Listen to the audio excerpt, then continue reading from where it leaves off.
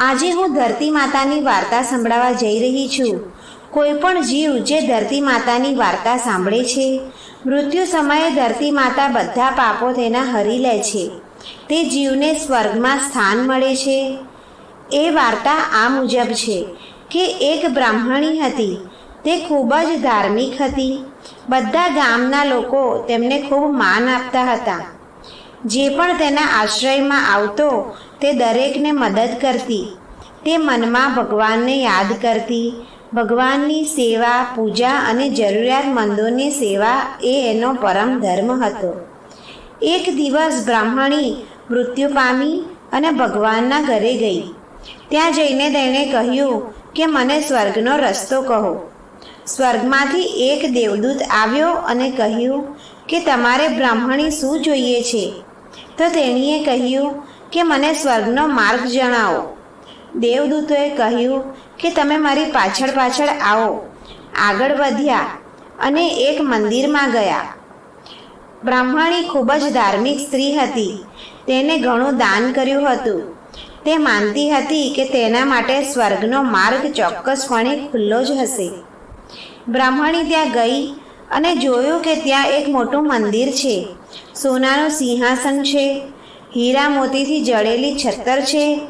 ન્યાયના દરબારમાં બેઠેલા ચિત્રગુપ્તજી ઇન્દ્રની જેમ જ આનંદ લઈ રહ્યા હતા અને ન્યાયથી પોતાનું રાજ્ય સંભાળી રહ્યા હતા.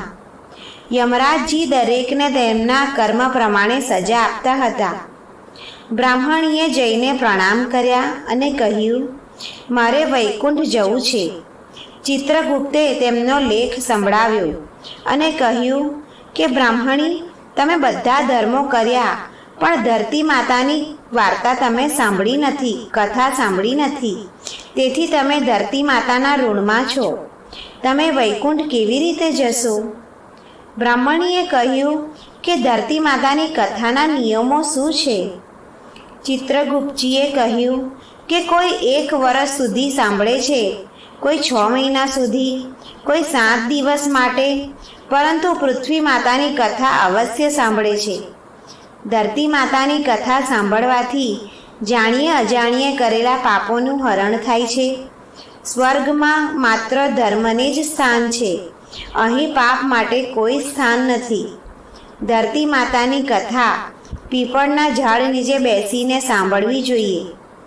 આ સાંભળીને બ્રાહ્મણીએ પ્રાર્થના કરી કે મને 7 દિવસ પૃથ્વી પર પાછા જવા દો. હું આ કથા સાંભળીને પાછી આવીશ. તેનો હિસાબ જોઈને ચિત્રગુપ્તજીએ તેને 7 દિવસ માટે પૃથ્વી પર મોકલી દીધી. બ્રાહ્મણી પૃથ્વી પર પાછી ગઈ. બ્રાહ્મણીએ તેના પરિવારના સભ્યોને કહ્યું કે હું પૃથ્વી માતાની કથા 7 દિવસ સાંભળવા પાછી આવી છું. આ કથા સાંભળવાથી ઘણું પુણ્ય મળે છે. તે કથા સાંભળવા માટે એક બ્રાહ્મણને બોલાવે છે અને તેના પરિવાર સાથે પીપળાના ઝાડ નીચે બેસીને આ કથા સાંભળવાનું શરૂ કરે છે. બ્રાહ્મણ કથા કહે છે કે પ્રાચીન કાળની વાત છે કે એક માતા અને તેનો પુત્ર અને પુત્રી એક ગામમાં રહેતા હતા. માતા ગરીબ હતી. તે મજૂરી કરીને પરિવારનું ભરણ પોષણ કરતી હતી. ધીમે ધીમે દિવસો વીતતા ગયા અને બાળકો મોટા થવા લાગ્યા. દીકરી લગ્ન માટે લાયક બની ગઈ. ત્યારે માતા વૃદ્ધ થઈ ગઈ અને માતાએ પુત્રને કહ્યું કે દીકરા, તારી બહેન લગ્નને લાયક બની ગઈ છે, તો તારા જેવો વર જોઈને તેની સાથે લગ્ન કરાવો. આટલું કહ્યા પછી થોડા દિવસ પછી માતાનું અવસાન થયું. તેનો ભાઈ ગામડે ગામડે ગયો, પણ તેની બહેન માટે યોગ્ય પતિ ન મળ્યો. ફરતા ફરતા તે કંટાળી ગયો અને એક દિવસ વિચારવા લાગ્યો કે આ દુનિયામાં મારા જેવું કોઈ નથી, તેથી હું જ તેની સાથે લગ્ન કરું તો. આમ વિચારીને તે ચૂંદડી અને લગ્નની બધી વસ્તુઓ લઈ આવ્યો. પછી તેની બહેનને પૂછ્યું કે ભાઈ, આ બધી વસ્તુઓ કેમ લાવ્યા? ત્યારે તેના ભાઈએ કહ્યું કે બહેન, આ બધી વસ્તુઓ હું તારા લગ્ન માટે લાવ્યો છું. ગામ લોકોએ બહેનને કહ્યું કે તારો ભાઈ તારી સાથે લગ્ન કરવા જઈ રહ્યો છે. ત્યારે બહેને જઈને તેના ભાઈને પૂછ્યું કે તું મારી સાથે લગ્ન કરવાનો છે? આના ઉપર ભાઈએ કોઈ જવાબ ન આપ્યો.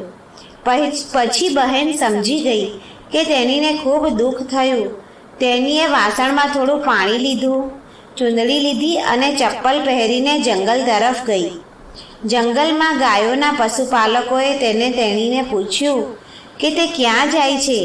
તેથી તેણીએ કહ્યું કે હું જંગલમાં જાઉં છું. જંગલમાં જઈને તે પૃથ્વી માતાને બોલાવવા લાગી અને બોલી કે હે ધરતી માતા, હવે તું જ મારી ઇજ્જત રાખ, નહીં તો આપત્તિ થશે. તેણીએ કહ્યું કે મારે શું કરવું જોઈએ? માં, મને તારા ખોળામાં લઈ લે, નહીંતર અન્યાય થશે.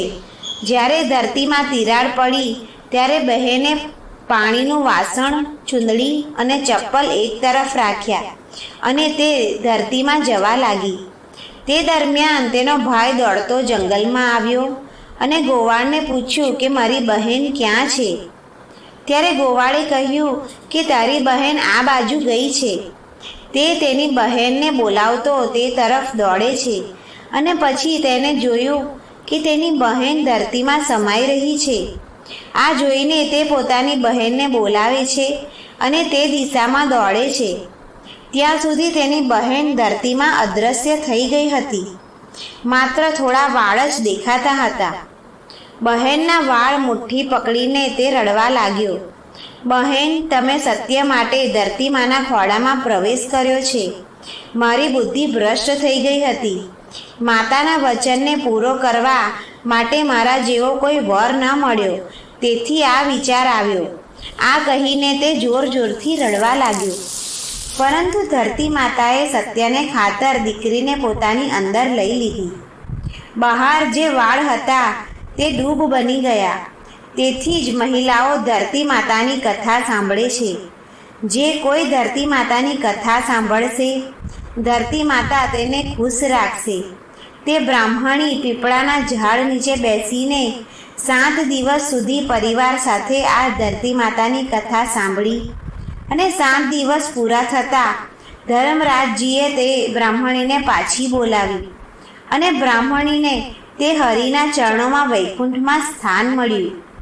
કોઈ પણ જીવ જે ધરતી માતાની કથા સાંભળે છે, મૃત્યુ સમયે ધરતી માતા બધા પાપોને તે હરી લે છે.